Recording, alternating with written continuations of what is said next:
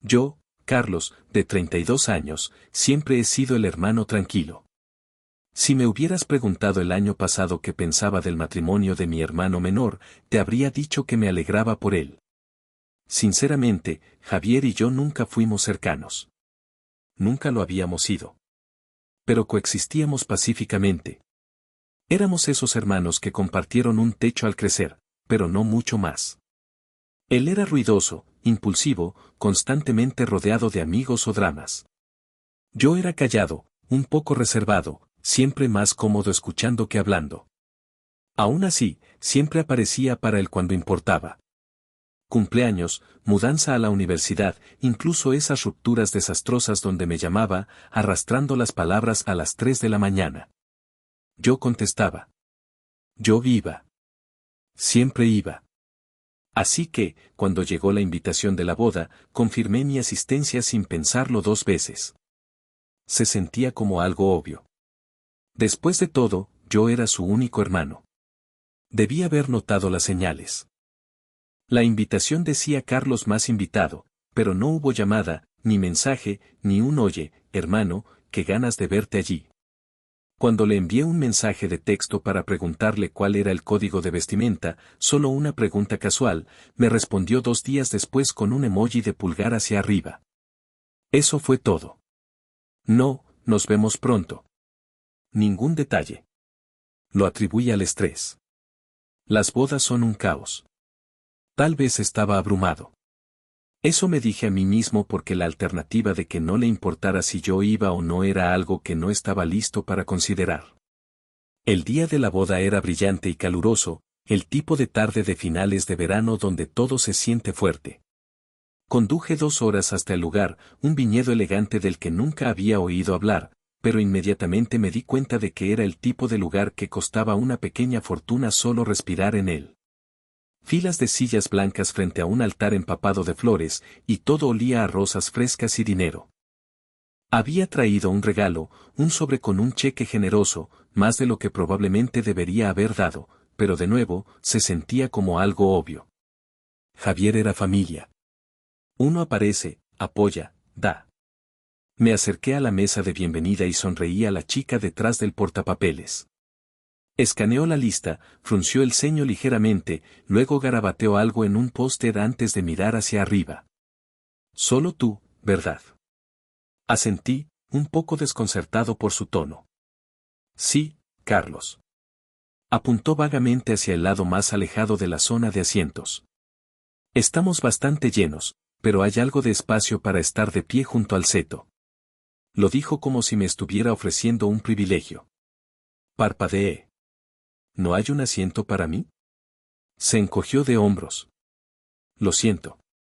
El lado de la novia hizo algunos ajustes de última hora.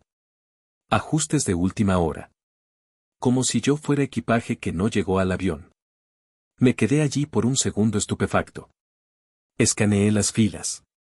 Vi primos, viejos amigos de la escuela secundaria. Un tipo con el que Javier solía jugar Call of Duty en la universidad. Incluso la estilista estaba allí abanicándose y charlando con alguien que parecía ser el oficiante. Pero no había asiento para mí. Me lo tragué. Me dije a mí mismo que no hiciera una escena. Era su día, no el mío. Empecé a caminar hacia el seto cuando oí su voz, aguda, nasal, un poco demasiado teatral. Ah, puedes quedarte de pie junto a la basura, dijo, apuntando detrás de ella sin mirarme. Nos quedamos sin asientos. Era Sofía, la novia. Nos habíamos conocido 3 veces. Una vez durante el almuerzo, una vez en una barbacoa familiar, y una vez cuando ayudé a Javier a mudar apartamentos, y apenas me reconoció. Cada interacción me dejó con la misma impresión. Sofía era bonita, refinada y profundamente desinteresada en cualquiera que no pudiera servir una función en su ascenso social. Al principio, pensé que estaba bromeando, pero cuando me reí, su cara no cambió.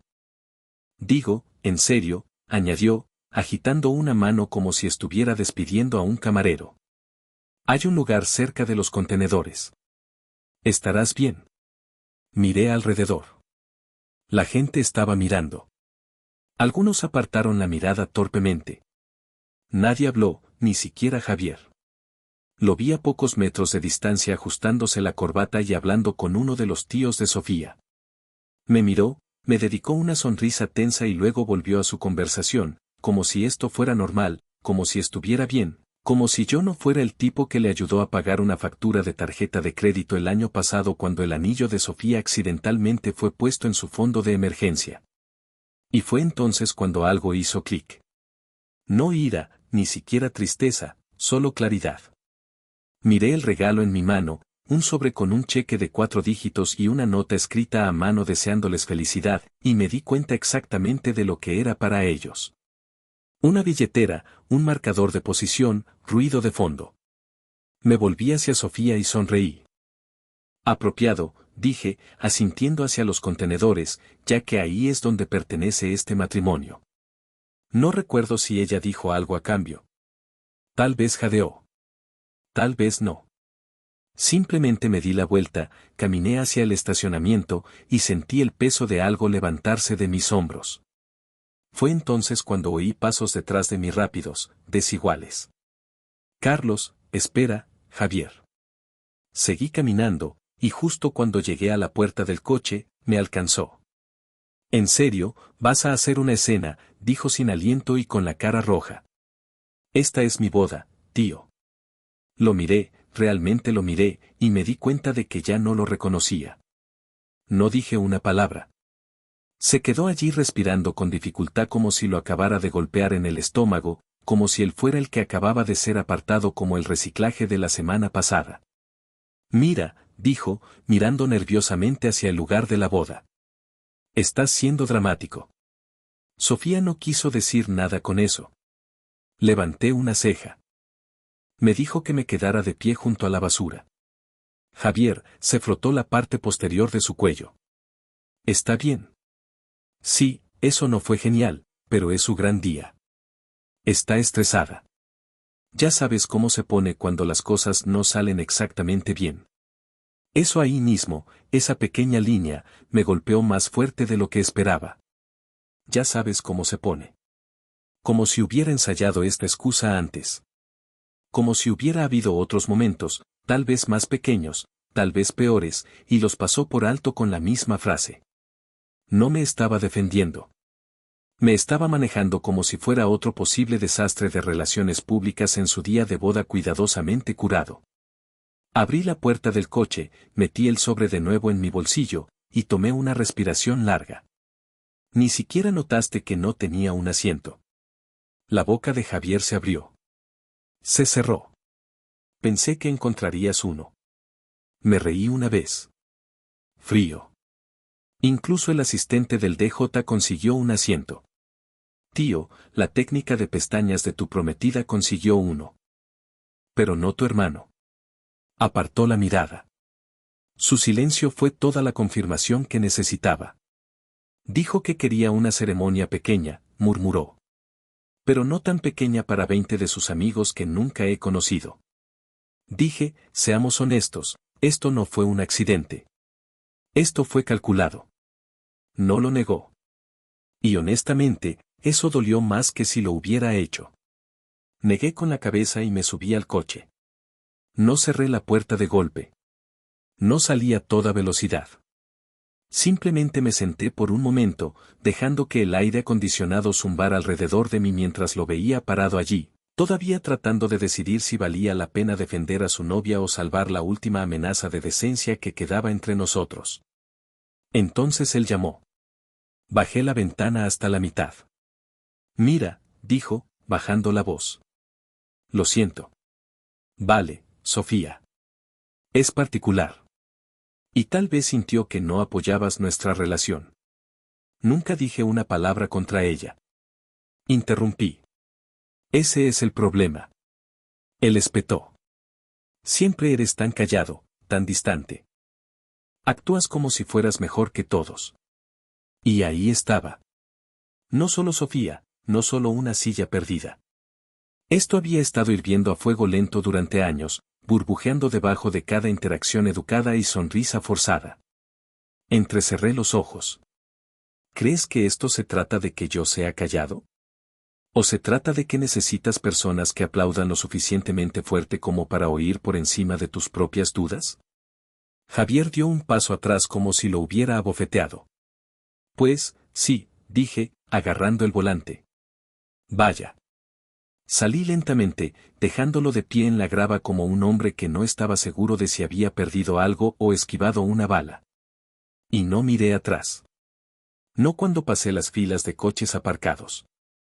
No cuando vi a Sofía de pie cerca de la entrada del viñedo, labios apretados, ojos entrecerrados, una mano en la cadera como si ya hubiera hilvanado la narrativa a su favor. Pero sí oí el leve ping de mi teléfono mientras me alejaba. Sofía envió un mensaje de texto, irrespetuoso e inmaduro. Espero que estés orgulloso de ti mismo. Mamá envió un mensaje de texto, Javier está llorando. No podrías haber mantenido la paz por un día. Y Alba envió un mensaje de texto, todos tenemos que hacer sacrificios por amor, Carlos. Madura. Silencié el hilo. No estaba interesado en jugar al control de daños. No esta vez. Esa noche, me senté en la mesa de mi cocina, con el sobre del regalo en la mano, preguntándome cuántas veces me había dejado a un lado en nombre de la unidad familiar y que se suponía que significaba exactamente esa palabra familia cuando solo corría en una dirección. No quería venganza, al menos no al principio. Pero entonces recordé algo que Javier probablemente olvidó en todo su caos de la boda. El piso, un apartamento de una habitación que habían estado renovando los fines de semana. Javier no calificaba para la hipoteca por sí solo. Su crédito era un desastre. Pero el mío estaba limpio, sólido, fiable. Así que, yo había firmado como aval hace 6 meses. Me necesitaban para cerrar el trato. Nunca quité mi nombre de la escritura. Y fue entonces cuando la idea comenzó a tomar forma. Lenta, deliberada y fría. Porque si yo era solo basura para ellos, entonces tal vez era hora de que aprendieran lo que se sentía perder algo que pensaban que no necesitaban. Tomé un último sorbo de vino, abrí mi ordenador portátil y saqué los documentos, y sonreí. Ese piso tenía mucho valor. Lo bueno de ser el callado de la familia es que la gente olvida que estás observando. Confunden el silencio con la pasividad, como si estuviera simplemente flotando por la vida sin pensamientos propios. Pero callado no significa débil. Significa que elijo mis batallas. Y esta se había demorado mucho. A la mañana siguiente, me tomé el día libre del trabajo. No porque estuviera molesto. Ya no. Esa emoción había pasado. Lo que sentía ahora era propósito. Calmado, claro, y constante. Preparé mi café, abrí la carpeta en mi escritorio marcada como documentos de propiedad y me desplacé hasta que encontré lo que necesitaba. El acuerdo de copropiedad del piso que Javier y Sofía estaban remodelando. Cuando Javier me llamó en pánico por perder su unidad de ensueño cuando necesitaban solo un adulto más con crédito limpio para calificar para la hipoteca, yo fui ese tipo. Sin dudarlo. Me habían asegurado que era solo en el papel, que ellos se encargarían de los pagos y una vez que refinanciaran en 6 meses, mi nombre sería removido. Bueno, habían pasado 7 meses ahora y yo todavía estaba en la escritura. Lo comprobé 2 veces. Para ellos, era una formalidad, una firma del hermano mayor fiable, algo que podían tirar una vez que los adultos reales se hicieran cargo. Para mí, era una ventaja. A las 11:03 de la mañana, llamé al abogado de bienes raíces con el que había trabajado cuando compré mi propio lugar. Buen tipo, discreto, minucioso. Le expliqué la situación, le pregunté cuáles eran mis opciones, y esperé. Estás listado como copropietario, Carlos, confirmó. Eso te da considerables derechos sobre la propiedad. Si quisieras forzar una venta o reclamar la ocupación, podrías. Incluso si no he estado viviendo allí, pregunté. No importa, respondió. La propiedad es la propiedad. Eso era todo lo que necesitaba. Le di las gracias, colgué, y empecé a redactar una carta. No una notificación legal todavía, pero algo educado, formal, el tipo de carta que te hace sentir que el estómago se te cae al tercer párrafo. La titulé aviso de intención de asumir la ocupación completa. Entonces hice una pausa porque quería que esto aterrizara con precisión, no con furia, no con drama, solo con inevitabilidad. Quería que Sofía lo leyera con su café con leche matutino y sintiera el mismo agudo parpadeo de humillación que sentí estando de pie junto a esos contenedores de basura en un traje de presión sin asiento y sin voz. Alrededor de las 3 de la tarde, imprimí la carta, la metí en un sobre limpio y la llevé al piso. No toqué la puerta. No estaban en casa. Probablemente todavía recuperándose de las festividades posteriores a la boda, probando pasteles, revisando las imágenes de los drones, pretendiendo que su plan de asientos no había convertido a un hermano en un chiste. Deslicé el sobre por la ranura del correo.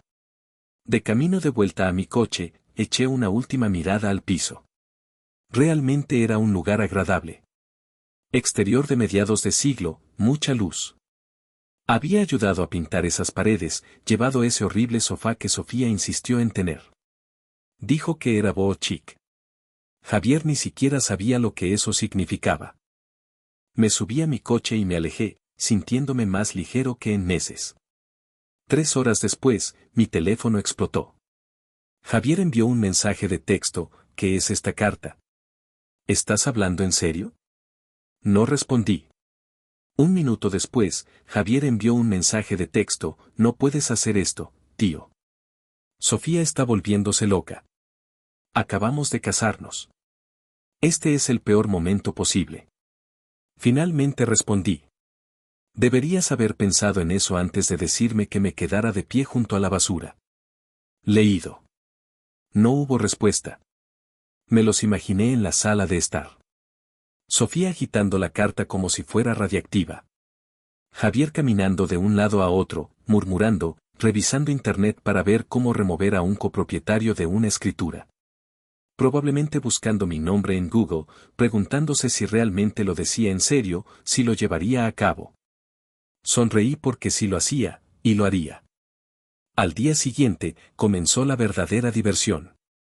Primero llegó el correo electrónico de Sofía. Largo, divagante, aderezado con falsa empatía y agresividad pasiva. Querido Carlos, sentimos cómo salieron las cosas en la boda. Las emociones estaban a flor de piel.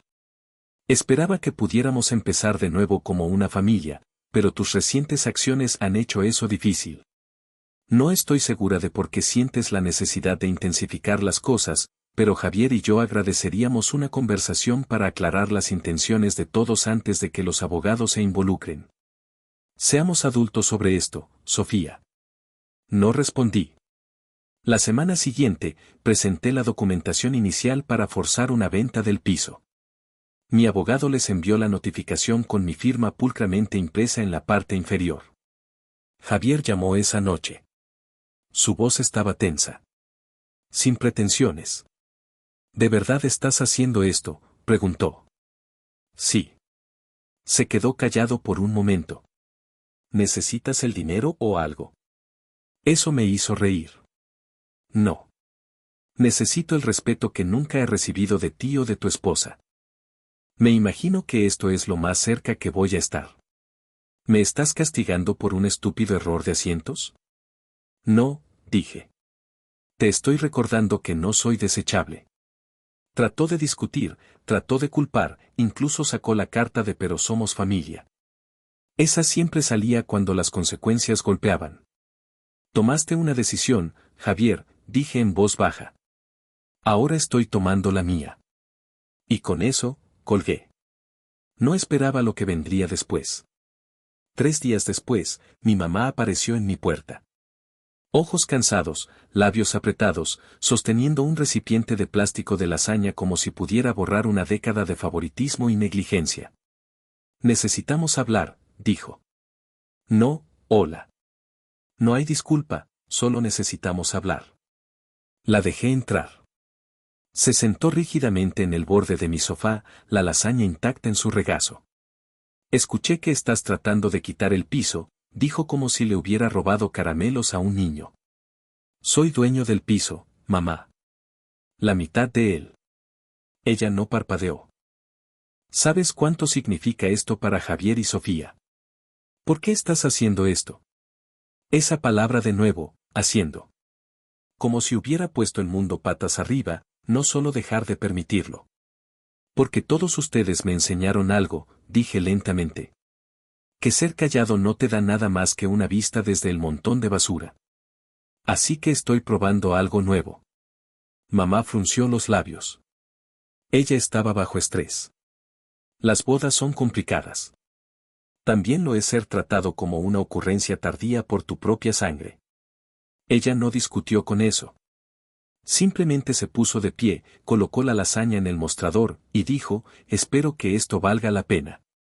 La acompañé a la puerta. Ya lo vale, dije, y la cerré suavemente detrás de ella.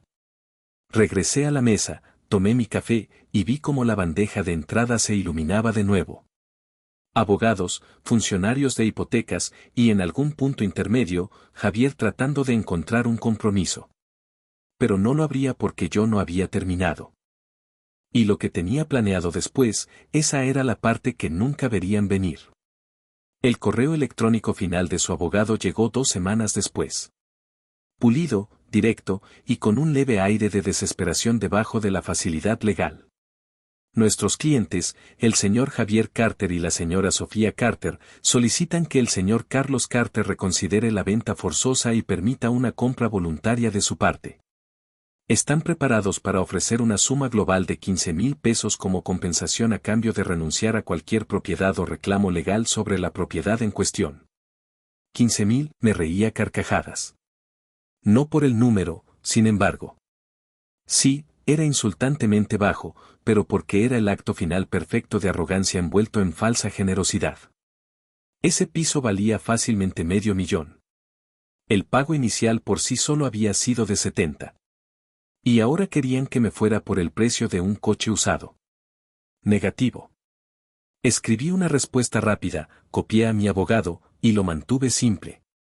Oferta rechazada. Nos vemos en la mediación. Porque no estaba mintiendo. No había estado mintiendo desde el momento en que deslicé ese sobre por su puerta. Y por primera vez en mi vida, no me importó si me hacía parecer amargado o mezquino. La verdad era que estaba amargado, pero no por un desaire de la boda.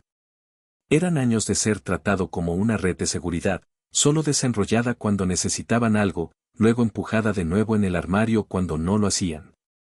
Esto era más grande que contenedores de basura y planes de asientos.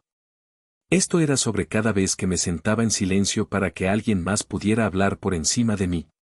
La mediación ocurrió un mes después. Una oficina elegante en el centro, paredes neutrales, mal café.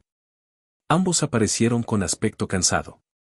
Sofía no me miró a los ojos. Javier me hizo un gesto tenso, el tipo que le das a un extraño que tal vez una vez fue importante. La mediadora, una mujer de buen corazón de unos 50 años, comenzó las cosas cordialmente. Estamos aquí para determinar el camino más amigable hacia adelante.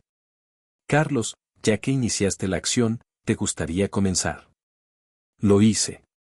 Le pasé una copia de mi propuesta ya preparada, ya firmada. No solo estaba vendiendo mi mitad del piso. Estaba comprando la suya. Silencio. La cabeza de Sofía se levantó de golpe. ¿Perdón? Javier se inclinó hacia adelante. ¿Estás ofreciendo comprarnos? Asentí. Valor total del mercado. Lo he hecho tasar. Me encargaré de los gastos de cierre y de todos los honorarios legales. Se van con un cheque limpio y sin gravamen sobre su futuro. La mediadora parpadeó sorprendida. Eso es extremadamente generoso. Lo era.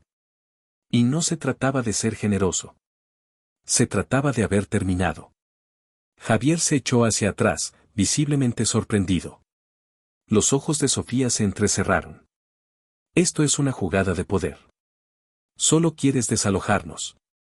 No, dije con calma. Quiero ser dueño de lo que ya ayudé a construir. Pueden quedarse hasta fin de mes. 30 días. Eso es más gracia de la que recibí. No respondieron. Simplemente susurraron entre ellos, labios apretados, manos apretadas. La mediadora les dio tiempo. Después de 10 minutos de discusión silenciosa y un suspiro dramático de Sofía, Javier finalmente dijo, aceptamos. Y así como así, se acabó. 4 semanas después, tenía las llaves. Se habían ido. Sin nota, sin adiós, solo silencio. El lugar estaba más limpio de lo que esperaba. Algunas decoraciones sobrantes todavía colgaban en el pasillo, fotos enmarcadas de su sesión de compromiso, todas sonrisas y luz solar. Las empaqueté cuidadosamente y las dejé en su nueva dirección, etiqueta de devolución y todo. Me quedé en la sala de estar vacía por un tiempo, solo respirando. Las paredes todavía tenían el leve aroma a pintura fresca, la misma pintura que había ayudado a aplicar durante ese primer fin de semana de renovación cuando Javier estaba emocionado y Sofía fingió no odiar ensuciarse las manos. Todavía podía oír sus quejas resonando en mi cabeza. Este color se ve barato. ¿Podemos permitirnos algo más moderno? Sonreí y luego abrí las ventanas, dejé que el aire las atravesara. 2 semanas después de que los papeles finales se aclararan, puse el piso a la venta. No lo quería. Nunca lo quise. Lo que quería era control, respeto, cierre, y obtuve los 3. El piso se vendió por encima del precio de venta. Recuperé mi parte y algo más. Más que el dinero, sin embargo, estaba la paz. No volví a saber de Javier. No directamente. Pero vi las publicaciones. Historias pasivo-agresivas en Instagram sobre familia falsa y algunas personas nunca crecen. Sofía dio un discurso en un podcast despotricando sobre cómo los hermanos celosos arruinan los matrimonios. No respondí. No comenté. Simplemente observé, tomé mi café, y sonreí. Mi mamá envió un mensaje de texto una vez, solo una línea. Espero que estés orgulloso de lo que hiciste. No respondí, pero si lo hubiera hecho, habría dicho, lo estoy. Porque por primera vez en mi vida, no solo aparecí. No solo lo acepté. Me elegí a mí mismo. Unos meses después, me mudé a un nuevo lugar, el mío, pagado en su totalidad con la ganancia de la venta. Sin escrituras compartidas, sin avales, sin Sofía, sin Javier, solo luz solar, silencio y espacio que era enteramente mío. Puse una foto enmarcada en la sala de estar. No de la familia, no de las bodas, solo una foto de un paisaje que tomé en un viaje en solitario la semana después de que todo terminara. Una carretera de montaña en la distancia, vacía y abierta, serpenteando hacia algo mejor. Cada vez que la paso, recuerdo ese momento junto a los contenedores de basura. Y sonrío porque ese fue el día en que dejé de estar de pie en el fondo y empecé a construir algo para mí.